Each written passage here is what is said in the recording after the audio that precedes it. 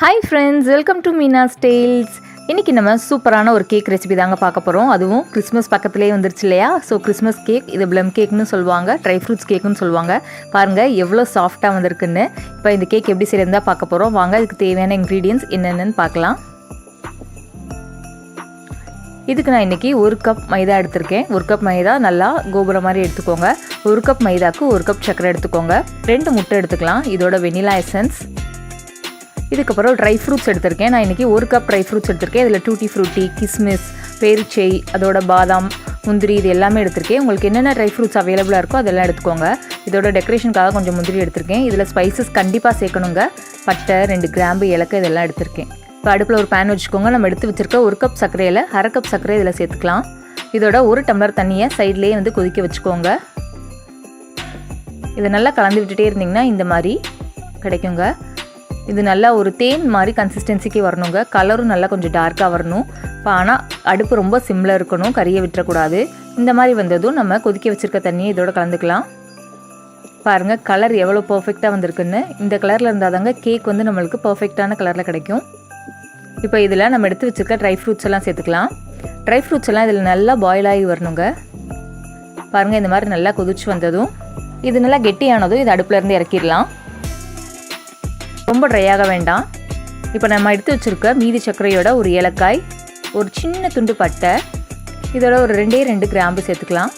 சேர்த்து இதை நல்லா பவுடராக அடித்து எடுத்துகிட்டு வந்துடுங்க. இப்போ ஒரு பவுலில் 2 முட்டை எடுத்துக்கோங்க. இதோட நம்ம எடுத்து வச்சுருக்க அதே கப்பில் ஒரு 1/2 கப் ஆயில் சேர்த்துக்கோங்க. குக்கிங் ஆயில் எதுவாக இருந்தாலும் ஓகே. இதை நல்லா பீட் பண்ணி எடுத்துக்கலாம். ஒரு ஃபோக் யூஸ் பண்ணிக்கோங்க, இல்லாட்டி ஒரு விஸ்க் வச்சு நல்லா பீட் பண்ணி எடுத்துக்கோங்க. இப்போ இதோட நம்ம அடித்து வச்சுருக்க சர்க்கரை இதோட சேர்க்க போகிறோம். இதே சேர்த்து நல்லா மிக்ஸ் பண்ணிக்கோங்க. நம்ம சேனலை இப்போ தான் ஃபஸ்ட் டைம் பார்க்குறீங்கன்னா கீழே மறக்காமல் சப்ஸ்கிரைப் பண்ணிக்கோங்க. உங்களோட ஒவ்வொரு சப்ஸ்கிரிப்ஷனும் எனக்கு மிகப்பெரிய மோட்டிவேஷனாக இருக்கும். இப்போ இது எல்லாம் நல்லா மிக்ஸ் ஆனதுக்கப்புறம் ஒரு சட்னி எடுத்துக்கோங்க. எடுத்துகிட்டு இதில் ட்ரை இன்க்ரீடியன்ஸ்லாம் சேர்க்க போகிறோம். ஃபஸ்ட்டு மைதா 1 கப் எடுத்துருக்கோம் இல்லையா, அதை எடுத்து வச்சு சலிச்சுக்கோங்க.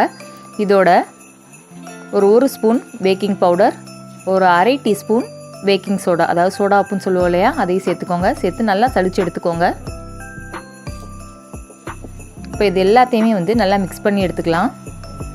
மைதா சேர்த்ததும் இதை நம்ம ஒரே டைரெக்ஷனில் தாங்க மிக்ஸ் பண்ணணும். அப்போ தான் கேக் நல்லா சாஃப்டாக கிடைக்கும். பாருங்கள் இந்த மாதிரி ஸ்மூத்தாக கிடைச்சதும் நம்ம பாயில் பண்ணி வச்சுருக்கோம் இல்லையா, அந்த ட்ரை ஃப்ரூட்ஸையும் இதோட சேர்த்துக்கலாம். இதுதாங்க நம்மளோட கேக்குக்கு சூப்பரான கலர் கொடுக்க போகுது. இதோட நம்ம 1 ஸ்பூன் வெனிலா எசன்ஸ் சேர்த்துக்கலாம். இப்போ இதை நல்லா ஸ்லோவாகவே மிக்ஸ் பண்ணிக்கோங்க. இப்போ எல்லாம் மிக்ஸ் ஆகி இந்த மாதிரி கன்சிஸ்டன்சியில் நம்மளுக்கு கிடைக்குங்க. சப்போஸ் உங்களுக்கு திக்காக இருந்தது அப்படின்னா நீங்கள் கொஞ்சம் பால் சேர்த்துக்கலாம். இப்போ அடுப்பில் ஒரு குக்கர் வச்சுருக்கேன். குக்கர் வச்சுட்டு இதில் கொஞ்சோண்டு சால்ட்டு சேர்த்துக்கோங்க. இப்போ நான் குக்கரோட விசிலையும் பெல்ட்டையும் எடுத்துட்டேங்க. இதை இப்போ நம்ம ப்ரீஹீட் பண்ணிக்கலாம். இந்த மாதிரி உங்களுக்கு கேக் டின்னோ அல்லது ஏதோ ஒரு பாத்திரமாக எடுத்துக்கோங்க. சுற்றி கொஞ்சமாக ஆயில் சேர்த்துக்கோங்க. இதில் 1 ஸ்பூன் கோதுமை மாவு சேர்த்து எல்லா பக்கமும் நல்லா டஸ்ட் பண்ணி எடுத்துக்கோங்க. இப்படி செய்யும்போது நம்மளுக்கு கேக் நல்லா ஒட்டாமல் கிடைக்கும். இப்போ நம்ம மிக்ஸ் பண்ணி வச்சுருக்க கேக் மிக்ஸ் எடுத்து இதில் சேர்த்துக்கலாம். சேர்த்துட்டு நம்ம நல்லா இதை டேப் பண்ணி விட்டுக்கோங்க. அப்போ தான் எந்த கேப்பும் இல்லாமல் இருக்கும். இப்போ மேலே டெக்கரேஷனுக்காக நான் பாதாம் அண்ட் முந்திரி எடுத்திருக்கேன். நீங்கள் ட்ரை ஃப்ரூட்ஸ் என்ன வேணாலும் சேர்த்துக்கலாம். இதில் இன்னும் செரி, கிஸ்மிஸ் இன்னும் சேர்த்திங்கன்னா இன்னும் நல்லாயிருக்கும். இந்த மாதிரி எல்லா பக்கமும் டெக்கரேட் பண்ணதுக்கப்புறம் இப்போ நம்ம குக்கர் ஓப்பன் பண்ணி பார்க்கலாம். குக்கர் ஹீட்டாக இருக்குது. இதில் ஒரு குட்டியாக ஒரு ஸ்டாண்ட் சேர்த்துக்கோங்க. இப்போ இந்த கேக் டின்னை இதில் உள்ளே வச்சுக்கலாம். பார்த்து வச்சுக்கோங்க, கை சுடும். கண்டிப்பாக விசிலும் பெல்ட்டும் போடக்கூடாதுங்க. போடாமல் இது ஒரு 20 to 30 மினிட்ஸ் வரை இது அப்படியே சிம்லேயே இருக்கட்டும். பாருங்கள் கேக் நல்லா சூப்பராக பேக் ஆகிருக்கு. இந்த மாதிரி ஒரு கத்தியோ ஃபோக்கோ உள்ளே விட்டு பாருங்கள், மாவு நல்லா ஒட்டாமல் வரணும். இப்போ இது நல்லா ஆற வச்சுக்கோங்க. ஒரு 1/2 மணி நேரம் வரைக்கும் நல்லா ஆற வச்சுக்கோங்க. இந்த மாதிரி கத்தி வச்சு சுற்றி எடுத்து விட்டுக்கோங்க. இப்போ கிண்ணத்தை தலைகீழாக போட்டு டேப் பண்ணலாம். பாருங்கள் சூப்பரான கிறிஸ்மஸ் கேக் வீட்டிலையே ரொம்ப சுலபமாக ரெடி பண்ணிட்டோம். பாருங்கள் இது எவ்வளோ சாஃப்டாக இருக்குன்னு. இப்போ இதை கட் பண்ணி பார்க்கலாம் எப்படி வருதுன்னு. பாருங்கள் எவ்வளோ ஸ்மூத்தாக வருதுன்னு.